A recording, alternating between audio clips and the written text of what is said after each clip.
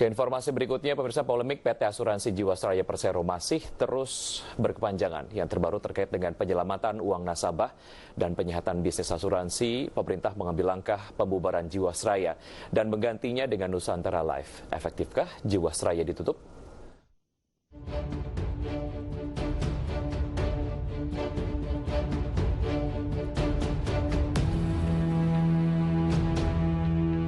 Kejaksaan Agung telah menetapkan tersangka baru, yakni pejabat Otoritas Jasa Keuangan atau OJK beserta 13 korporasi dalam kasus Jiwasraya. Setidaknya ada 6 tersangka, satu diantaranya adalah Komisaris PT Hanson International Tbk Beni Cokro yang diduga terlibat dalam mega skandal dana Jiwasraya. Pemerintah pun bergerak, ingin merestrukturisasi dana dan klaim polis nasabah. PT Asuransi Jiwasraya Persero mengumumkan gagal bayar pada Oktober 2018. Dalam catatan Kementerian BUMN, total utang klaim Jiwasraya per 31 Mei 2020 telah membengkak menjadi 18 triliun rupiah. Masalah yang membelit Jiwasraya Persero bukanlah masalah yang tiba-tiba muncul. Masalah asuransi plat merah ini setidaknya mulai tampak sejak tahun 2006 silam. Tahun 2008 Jiwasraya mencatatkan ekuitas negatif 5,7 triliun rupiah. Namun laba tercatat sebesar 16,17 miliar rupiah. Di tahun 2009 ekuitas Jiwasraya berbalik positif menjadi 800 miliar rupiah dari seharusnya minus 6,3 triliun rupiah. Ekuitas ini berbalik positif karena ditopang skema reasuransi. Pada 2013, ekuitas Jiwasraya surplus 1,75 triliun rupiah dari awalnya negatif 3,2 triliun rupiah. Surplus ini terjadi karena ditopang oleh revaluasi aset. Laba Jiwasraya tercatat mencapai 457,24 miliar rupiah. Namun revaluasi aset ini memberi beban Jiwasraya ke depannya. Lantaran revaluasi tidak menghasilkan cash flow, tapi menghasilkan liabilitas dari sisi operasional.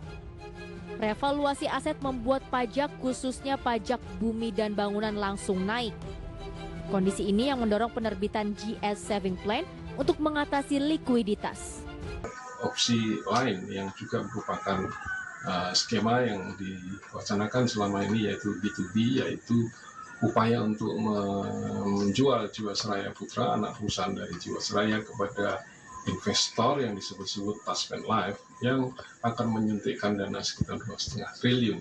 Namun ini bukan penyelesaian yang ideal karena jumlahnya masih jauh dari mencukupi dari hutang kepada pemegang polis Jiwasraya yang mencapai nilai 18 triliun hingga akhir Mei 2020 ini. Setelah berbagai upaya dilakukan, para pemegang polis mengadu pada orang nomor 1 di Indonesia. Melalui surat bertanggal 16 Januari 2019, para nasabah mengadukan kelalaian Jiwasraya dalam membayarkan hak para pemegang polis yang telah jatuh tempo.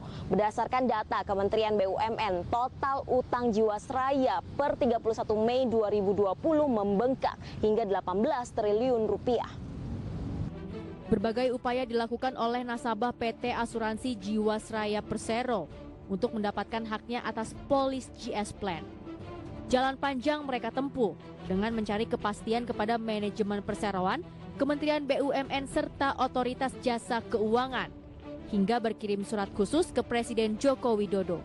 Permintaan para nasabah tidak muluk-muluk. Mereka hanya menginginkan uangnya kembali dan janji dalam polis terpenuhi.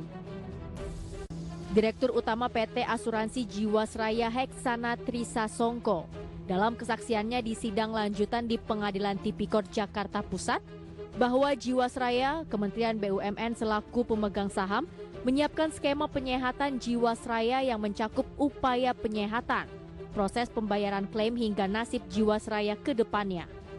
Bahwa dilakukan transaksi pembelian saham, kemudian ketika harga turun dipindahkan kepada reksadana, kemudian reksadana dibeli kembali. Penentuan skema penyehatan memang hanya sebagai tahap awal.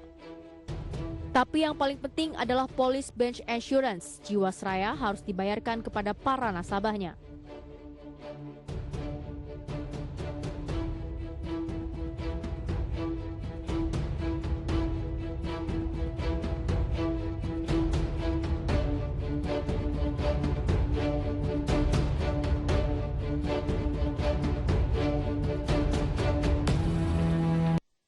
kepastian kapan dana atau polis kami dibayarkan, cuma itu aja sih.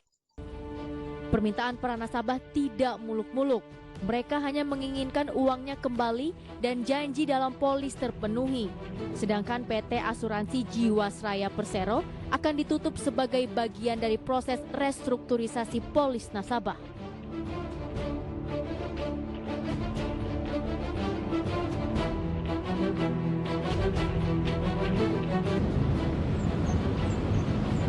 Meski pemerintah memutuskan untuk menutup Jiwasraya dan menggantinya dengan membentuk Nusantara Life, para nasabah berharap dana yang mereka tanamkan di Jiwasraya dapat kembali menjadi hak milik.